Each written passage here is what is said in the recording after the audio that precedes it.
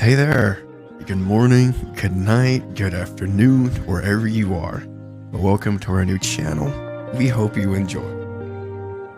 Today, we're going into a deep dive on a topic that sadly affects every gamer out there. Monetization. We'll be exploring what's wrong with how mobile games are monetized, how this impacts the player, and what's wrong with the industry. So, grab a cup of tea, some coffee, sit back, chillax, and we'll dig in. As of right now, there are several popular monetization models in the mobile gaming space. We'll start with the premium games. You can start by paying a one-time fee up front. This is generally accepted across console and PC gaming industry as the gold standard for monetization. It's simple and transparent and generally less manipulative than the other methods, although it still does have its issues. Then there's the ad-supported model where the game is, free, but it's loaded, just peppered with advertisements. Look at the game you see now. However, the most common and controversial is the freemium model, where the game is free to download and play, but in-app purchases are available for purchase. Freemium games often use psychological tactics to encourage their players to spend real money. Here are the main ones. Have you ever seen a limited time offer or a particularly rare item that's available for a very short period of time? This is designed to create a sense of urgency that can lead to impulse purchases. These can be very addicting.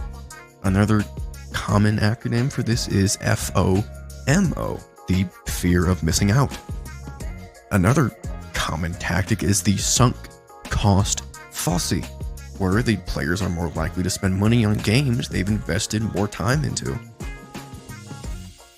This is because they feel like they've already put so much time and effort into the game that they don't want their time to go to waste. This is also why once you've made a purchase in a game, you're more likely to keep playing. It's to justify your purchase.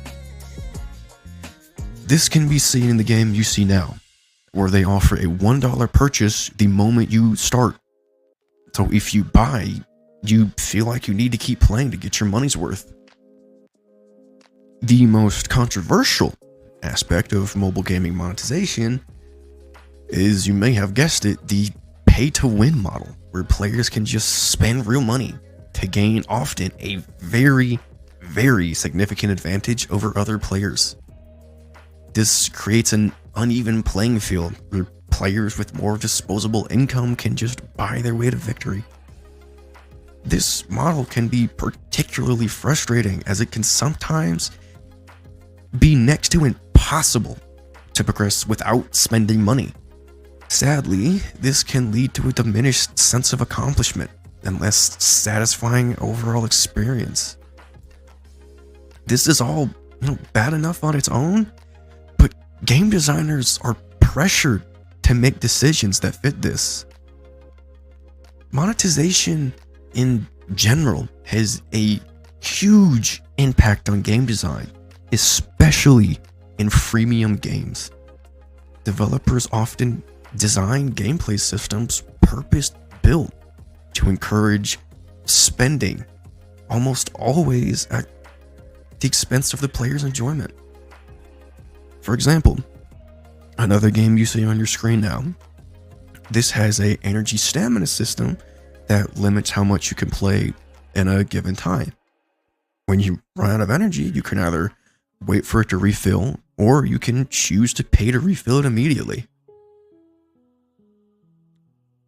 What makes it worse is that many of these games are specifically designed to exploit people with addictive personalities or gambling problems.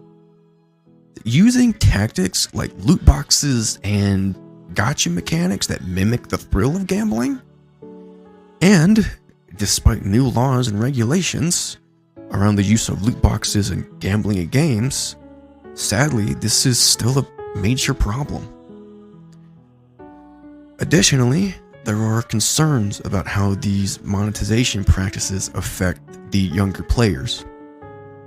They may not fully yet understand the implications of spending real money within a game.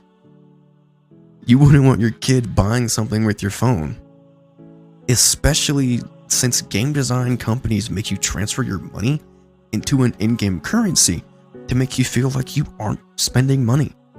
This is literally the exact same tactic used by casinos to make you spend more. The list doesn't end there though, but this is all perpetrated by the fact that most players on a console know their games. They know what games are quote-unquote good, and the games mostly shown are usually good anyway. But in the mobile game industry, the demographic expands to anyone with a phone. This allows the companies to set extremely low standards.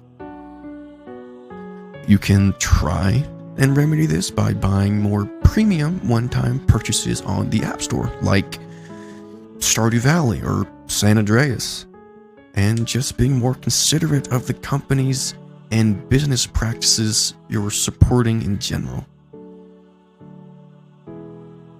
But we hope you've learned something from all this. All the research links are in the video description, along with a link to our Discord community.